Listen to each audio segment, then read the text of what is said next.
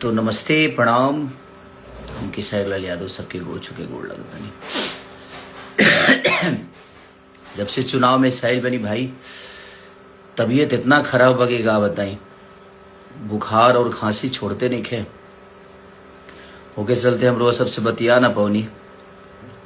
चुनाव के अगला दिन लाइव आई रहनी। इन्हें बहुत सारा गाना भी रिलीज भइल वेब से तेलचट्टा 2 और तुहू रो बुरानू रानी ग्लोबल म्यूजिक जंक्शन से भी रिलीज हो रहा बा। वो बीच में बहुत सारा बातचीत, बट हमके छपरा के लोगन से कोनो शिकायत नहीं है। छपरा के लोगन कम से कम हमके 80,000 वोट एक विधानसभा में, एक लोकसभा में 4 लाख वोट होला। देखल जाए उससे जुड़ल जाता कम से कम 4 लाख के आसपास वोट हमके 4.5 लाख लोग, अगर हम लोकसभा लड़ रहती तो 4.5 लाख में कन्वर्ट हो जाती। बट कौनो बात ना, वो प्यार था रहल लोगन के, स्नेह रहल। बहुत सारा बात हमरा पर कहल भी गईल, बोलल भी गईल कि राम के विरोध बनी हम। ई बात जवन रहे हमरा बीच एबर हम बोलल चाहतनी। ई बात 2018 का रहे। और हम एगो सिनेमा करतनी रांची में, वही बड़ा शिलान्यास मंदिर के रखाता है रुआ अयोध्या में। तब सोची कि 2018 के बाद 19 के चुनाव में ना कहल गई, 24 के चुनाव में ना कहल गई। आज इससे हम कोनो दूसरा पार्टी से लड़नी, हम इतना माने सनातन विरोधी हो गए नहीं। हम अपना भाई उससे पूछल चाहता नहीं जेकरा नजर में हम सनातन विरोधी बनी। वह सब इतना बताई राम के बारे में वो लोग जानी लेगा। माने जे एक पत्नी पर है तो राम के भक्त ना हो, वो राम के विचारधारा में नहीं है, वो सनातनी ना हो। अजय 2-3 शादी करता वो भगवान राम के है। कहाँ से राम के चरित्र के बारे में वो सब का जानता नहीं, कुछ पता बा? हमनी के भगवान राम के जन्म खीर से भई रहे, इहो रोल उनके पता ना हो जे हमरा के सनातन विरोधी कहता। कि श्रृंगी ऋषि वशिष्ठ बुलावा, पुत्र काम शुभ यज्ञ करावा। भक्ति सहित मुनि आहुत दीन्हा, प्रगटे अग्नि चारू कर लीला। अग्नि देवता खीर लेके प्रगट भइले, ओकरा बाद राम चारो भाई के जन्म भइल। और जहां तक रवा लोग इन बात के बोला तनी कि सनातन विरोधी, तो 2018 के बाद 19 में भी कहल जा सकता है, 24 के भी चुनाव में हमरा के सनातन विरोधी बतावल जा सकता है। लेकिन हम आरजेडी से चुनाव लड़नी, रवा लोग ठीक बा, कोनो बात नहीं। सबसे बड़ा जे रवा लोग पर दया हमारे नहीं आवत, रवा लोग के पार्टी पर दया आवता कि चरित्रहीन लोगन के इतना बड़ा तख्ता दे देता।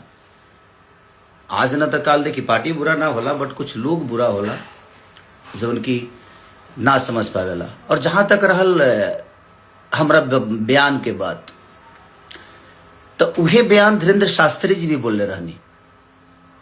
वहां पर कोनो टिप्पणी करे के उनके औकात नहीं है, कि क्षमता नहीं है, कि फट गई बा, कि ना बाप रे बाप डर लगता है। करे के सही रहुआ। अगर रौरा सनातन के पक्ष में बात करत नहीं तो धीरेन्द्र शास्त्री, बाबा धीरेन्द्र शास्त्री जी के भी रुआ उल्लेखना करे के चाहिए, वहां के भी विरोध करे के चाहिए। प्रेमानंद महाराज जी के भी रुआ विरोध करे के चाहिए। वहां के कनी कि सनातन आप अपने अंदर लाओ ना, चल रहा है ना सनातन। हमारा कहे के मतलब जी देखी, सनातन अपना जगह पर बा, मंदिर अपना जगह पर बा, रोजगार और शिक्षा अपना जगह पर बा। इससे हमार कहे के मुद्दा यह रहे कि शिक्षा जरूरी बा। इतना दिन मेरे लोग कितना ITI बनौले बनी, कितना अस्पताल बन गए, कितना रोजगार हो गए। ऊपर केहू कहे नहीं के बात करत, खाली मंदिर मस्जिद, हिंदू मुस्लिम। कौना रामायण में लिखल बा हिंदू मुस्लिम भाई? रामायण में तो कहीं हम नहीं की पढ़ ले, हम रामायण गौले बनी। और जहां तक रहल भगवान के सवाल, तो ये बताई कि जब शक्तिमान लग रहा है लक्ष्मण के, तो 24 घंटा कम से कम अपना गोदी में लेके भगवान राम और जड़ी बूटी के इंतजार करता नहीं का है, तो उनको के डॉक्टर के ऊपर जरूरत पड़ रहा है। तो भगवान के गोदे में थे लक्ष्मण जी, काहे नहीं जिंदा हो गए? उनको भी जड़ी बूटी और वैद्य की जरूरत पड़ी थी उस समय भी। सतयुग में 17,000 बरिस तपस्या के पर भगवान के दर्शन होके, त्रेता में 13,000 बरिस, द्वापर में 10,000 बरिस, लेकिन कलयुग में तुलसीदास जी लिखले बनी चौपाई में कि कलयुग केवल नाम आधारा, सुमिरी सुमिरी नर उतर ही पारा। कलयुग में खाली नाम ले ले हरे राम हो, और एक घड़ी पुनियाद घड़ी आधो में पुनियाद, तुलसी संगत साध के कि हरे कोट अपराध। एक घड़ी पुनियाद घड़ी आधो में पुनियाद। हम रामायण गौले बनी, भगवान के राम के हम भगवान राम के जानी ले। मानल जरूरी नहीं खे, जानल जरूरी बा। राउर लोग वो सबके आईटी सेल मजबूर है, वो लोग ऐसा मशीन में बनी कि वो लोग पापो करब न तो से एकदम फ्रेश होके वॉशिंग पाउडर निर्मा आप लोग उधर से धुल के निकलेंगे। क्योंकि आप लोगों के भी चरित्र के बारे में ये पूरी दुनिया जानती है, मेरी चरित्र के बारे में भी ये पूरी दुनिया जानती है कि कौन कितना चरित्रवान है। हमें बोलने की जरूरत नहीं है, जहां तक रहे कि जूता मारना चाहिए बाजार में। हंसी आती है। मैं कहा था कि पागल घोषित कर दूंगा, और वो आपके शब्दों से समझ में आ रहा है कि आप पागल हो गए। हमें बताने की जरूरत नहीं है। हम जिस पत्नी के साथ शादी करके लाए ना, उसके साथ पूरे दुनिया के सम्मान के साथ रहते हैं। ठीक है, आप लोग भी अपना सम्मान दिखाइए, और आपने कितना दिखाया है, और कितने आप भगवान राम के विचारधारा पे और उनके कैरेक्टर पे आप चलते हैं और मैं चलता हूं, ये पूरी दुनिया को पता है। तो दुनिया को बेवकूफ बनाना आप लोग बंद करिए। आप बेहतर हो सकते हैं। कहते हैं कि ये आदमी खाली गाना गाकर और भोजपुरी को बर्बाद कर, सिर्फ मैंने हम ही खाली दोषी बनी। और जो तारा पटिए में जब वो गनवा गावत तो उकरा खाती तो कुछ ना कहो तू भाई का है उ ना गावेले तो कह जे वो फिल्में करस तू कर वो करस। बाकी 4 जना बड़ा बचा लो भोजपुरी के, मैंने बर्बाद करे के ठीक रहा हमारा पर फुटता। अब तू लोग के स्वर्ग बना दिले बड़ा। कम से कम लोग कहले ना कि दियवा के चारों तरफ अंजो रहेला, ओकरा एथिए तन्हार रहेला। अपना मन में शाम सुनर लोग कहे कि बुटना, मैंने अपनी तारीफ करना है, करिए, आपको कोई बना नहीं कर रहा है, बट आप किसी को जलील मत करिए। हम जलील किसी को नहीं किए थे। चुनाव का माहौल था, हम जहां तक बोले थे कि भाई हॉस्पिटल जरूरी है, मंदिर जरूरी है, शिक्षा जरूरी है, जरूरी सब है, तो आप मंदिर पे बात करते हैं, बट आप शिक्षा पे कब बात करेंगे? आप बोल रहे हैं कि हमने बोला था सब कि भाई मंदिर में पढ़ के हम विद्वान तो नहीं थी, हम मास्टर तो बन नहीं जाएंगे। वो सही बात है, मंदिर में इंसान मास्टर नहीं बनता है, मंदिर में इंसान भक्त बन सकता है, भगवान से जुड़ सकता है, वो आस्था के विषय है। लेकिन स्कूल में इंसान कदो हमारे गाना सुन के केहू मास्टर बन जी ना, वो इंजॉय है, उकरा से इंजॉय कर जा सकता, हमारा सिनेमा से इंजॉय कर जा सकता, संगीत से इंजॉय कर जा सकता, हर चीज के अलग विधा बा। रिश्ता के अलग होला, केहू बाप होला तो केहू बेटा होला, केहू बेटा होला वो कहियो बाप होला, तो हर चीज की वो चीज बनावल गई बा ना। और जहां तक रही सवाल भाई, आजकल तो कुछ लोग संविधान को मानते हैं। हमारे बड़े भाई चिराग पासवान जी के समाज के लोग, वो किसी भगवान को नहीं मानते, वो तो संविधान को मानते। तो क्या उनको देश से निकाल दिया जाए? वो इंसान नहीं है? सबका अपना अपना विषय है यार। आप लोग जो फालतू के विवाद में हमेशा से कि नहीं मंदिर मस्जिद मैं उसी का विरोधी हूं। मैं किसी पार्टी का विरोधी नहीं हूं, और ना ही मेरा कोई लेना देना है कि छपरा में इसको रखना, इसको जाने मत देना। भाई मैं छपरा में ही हूं, मैं वर्क यहां करने आया, अगर व्यवस्था बनी होती तो छपरा में ही रहता, बट ठीक है, वो सरकार का विषय है, वो कितना करना चाहते हैं नहीं करना चाहते हैं।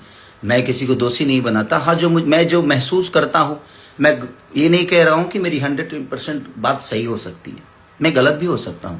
मैं अपनी गलतियों को मानता हूं कि मैंने चीजें गलत की है, बट अब चीजें हुई है ना कि अब तो जितना पाप करो सही है यार। एक मशीन ऐसी है कि पाप करो, जाओ उसमें जैसे घुसोगे आप एकदम क्लीन स्वीप होके निकलोगे, तो सही है ना। आप लोगों ने पाप बहुत किया, और पाप मैं जानता हूं। बोलना शुरू कर दूं तो मैं नंगा कर दूंगा, बट नहीं। आपकी कही हुई चुनाव की बात मैंने दुनिया स्टेज पे बोला, और आपके लोगों ने उसको आपका नाम हटाकर और मुझे बदनाम कर दिया कि मैं ब्रह्मा के लकीर को मिटा रहा हूं भाई। तो डर तो ये भी लगता है कि कब किस बात को गलत साबित करने में आपके लोग लग जाएंगे, आपकी संस्था लग जाएगी, उसका कोई गारंटी नहीं है। और अगर मेरे ऊपर कुछ भी होता है तो उसका जिम्मेदार आप ही लोग होते हैं, क्योंकि भाई आप तो सरकार में हो ना, तो आप तो कुछ भी करा सकते हो मेरे साथ। बट कोई बात नहीं, मुझे भी यहां नहीं रहना है। ना हम अपने जन्म का लड्डू खा सकते हैं और ना ही मरने का खीर। और हम जिसका जन्म का लड्डू खाते हैं ना, हमारे मरने का खीर खाता है। तो किसी को लेकर यहां से कुछ जाना नहीं है। और सच पूछिए तो समय सबको जवाब देता है। हमें, आपको, इस पूरी दुनिया को, चाहे वो बहुत बड़े से बड़े नेता हो, बड़े से बड़े अभिनेता हो, सबका हश्र एक दिन समझ में। दुनिया का अंत देखिए, जिसका शुरुआत खराब होना उसका अंत सही होता है, और शुरुआत सही होना उसका अंत बहुत बुरा होता है। और वही आप लोग के साथ होगा एक दिन, क्योंकि आप लोगों ने बेमतलब के गलत साबित किया मुझे। जबकि आप अपने दिल से पूछिएगा, अगर आपको ज्यादा ही मंदिर चाहिए तो आप अपने बच्चों को मंदिर में काहे नहीं भेजते हैं भाई? काहे बढ़िया बेहतर स्कूल में पढ़ा रहे हैं? मत पढ़ाइए। तो आपके बच्चों के लिए बेहतर स्कूल चाहिए, आपके बच्चों के लिए बेहतर इलाज के लिए आपके पास सक्षम है, आप पैसा है, सब कुछ है, आप तो करा सकते हो। बट जिनके पास नहीं है, आज सरकारी स्कूलों की हालत जाकर देख लीजिए, उसमें पेंट तक नहीं होता है। और उसी सरकारी अस्पताल में आज भी वोटिंग उसी वहीं पे होती है। तो किसने क्या किया उससे मुझे कोई लेना देना ना था, ना है, ना आगे जीवन में रहेगा। मैं एक विचारधारा जो मुझे समझ में